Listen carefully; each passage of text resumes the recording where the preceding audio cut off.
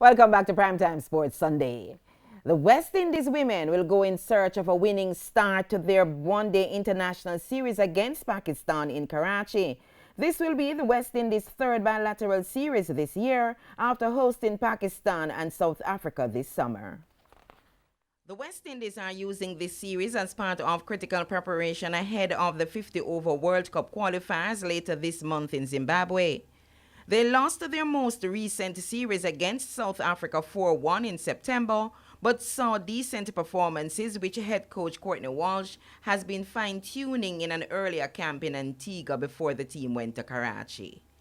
The Windies will also welcome back Captain Stefani Taylor and Shameen Campbell for this series, who both missed the home series.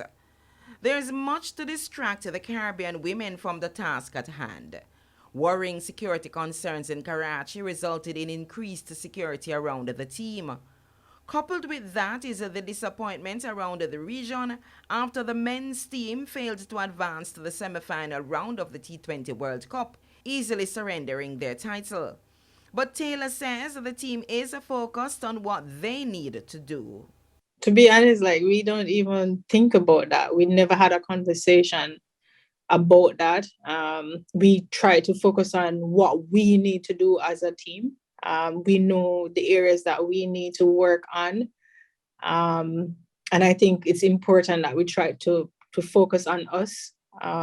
We know how important the qualifiers are. So we just have to go out there and pretty much put our best foot forward. The Pakistan team was hit by cases of COVID-19, but Taylor knows the quality they present. I have no doubt that we can't get to that stage. It's going to take a lot of work, working on our fitness as well. I think we're doing a tremendous job in getting there and getting that standard up.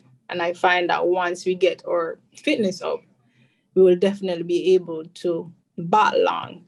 And even when batting long, to go out there and field for 50 overs, if we have to do so. Monday's opening game, to be live streamed on PCB's YouTube channel, bowls off at 12 a.m. Jamaica time. Karen Madden.